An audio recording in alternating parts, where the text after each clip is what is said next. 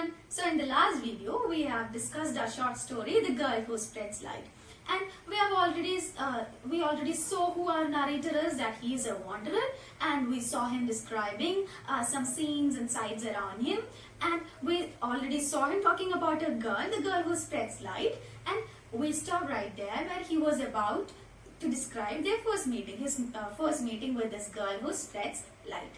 Okay, and in this video we'll see how, when and where he met that girl for the first time. Okay, so let's continue.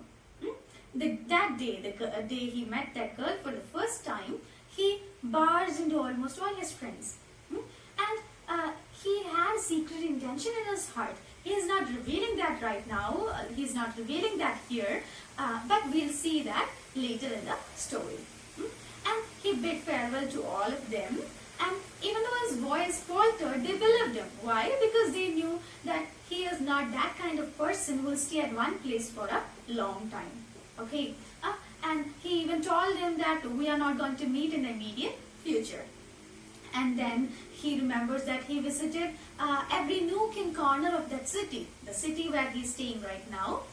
He visited every nook and corner that day, and after all that, he finally reached in front of a cinema hall.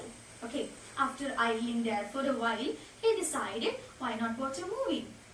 And then it says that I always loved watching movies. Not only movies, but I loved everything in this world. Here we can sense a knot of sadness in his tone. That he loved everything in this world. He enjoyed everything in this world. But he never received that love back. He was always alone. He decided to watch the movie, and then it says that I have money in my pocket, and after watching the movie I'll go to some hotel and rest. Or I'll go to the same place where I stay usually and I'll sleep comfortably there. And then it says, you know, I've already decided to take my life. That was a secret intention, that he had decided to commit suicide. And he says that I don't know why I ended up in such a decision, or why I am dying. He don't know about it, or he don't have any specific reason that led him to this decision. But he was done with his life. He was fed up with his life. He always had that sense of suffocation. He was always alone. And then it says that, you know, that he had a golden, or he had a beautiful childhood, but he don't even remember anything about it. After that, his life was terrible. He only had bad experiences in his life, and he never experienced love. He never experienced care, and he is finally done with his life. And we can sense that he is totally desperate with his life. That is why he has decided to commit suicide. Finally, it became totally impossible for him to endure anymore. That is why he decided to end his life. And then he asked, is there any pain that won't end with death? And he entered to the cinema hall with the bottle of poison in his pocket. He chose a seat on the last row so that there won't be anyone to disturb him. And he sat there comfortably, and he saw a girl with some children entering the cinema hall. Okay, and he was praying to God that, God, please don't let them ruin the peace of my last moments. Fortunately or unfortunately, she came and sat next to him. And our narrator didn't look much to that side. He was really irritated. He was like, why would they come and sit near me if it was not to disturb me? Okay. And he also remembers that she was very lively. She was jabbering rapidly in a hodgepodge of Malayalam and Tamil. And sometimes she suddenly stopped and started humming a song or few lines of song. And the movie began. And in the screen there was two men fighting for a girl. Our narrator noticed that she reacts to everything that happens in the screen, and sometimes she shouted with joy, sometimes he could trace out compassion in her face, and our narrator described her as a live wire, and slowly his resentment faded, and suddenly she grabbed his hand and was like, Will you please explain what's happening in the screen? I'm only in 6th standard. I'm not able to understand English. Can you please explain it for me? She asked our narrator. He says that he can't explain the joy he felt then. Because that was the very first time a child talked to him with such an affection and liberty. Not even children, not even an adult talked to him with such affection. Okay, he was amazed that she trusted his ability that he can understand English and he can even explain that to her.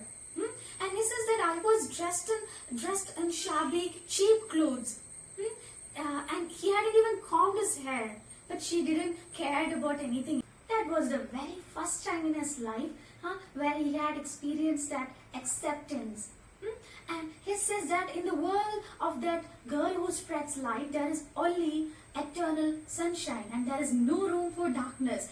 Where in his world there is only darkness and pain for him.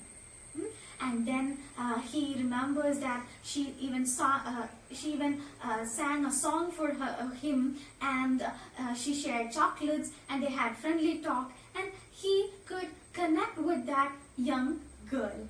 He also remembers that he could only help laughing when she offered him a chocolate at the thought that she is giving chocolate to a dying man. Okay. Anyway, once when he denied the chocolate, she was like, "Why don't you like chocolate? Or won't your mother give you chocolate?"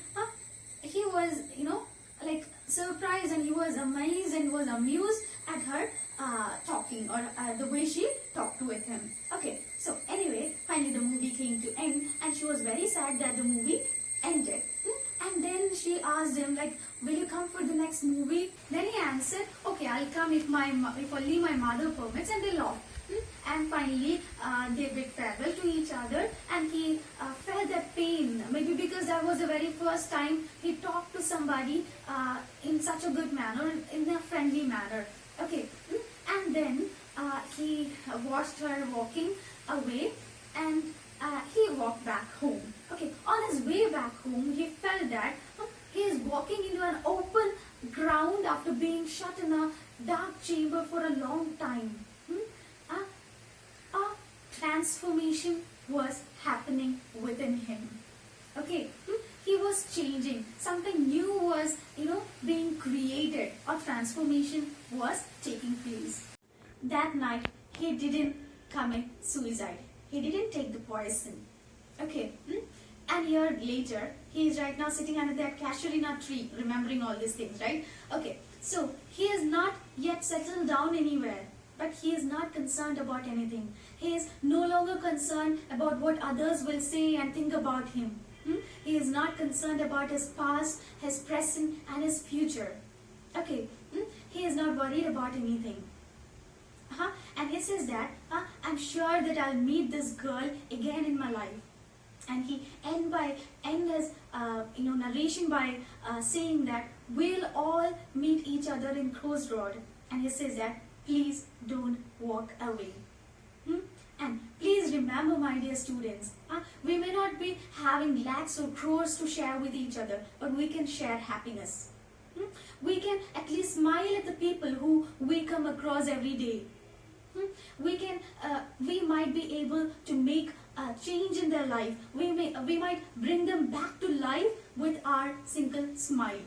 So please spread happiness, and let us all be that girl who spreads the light.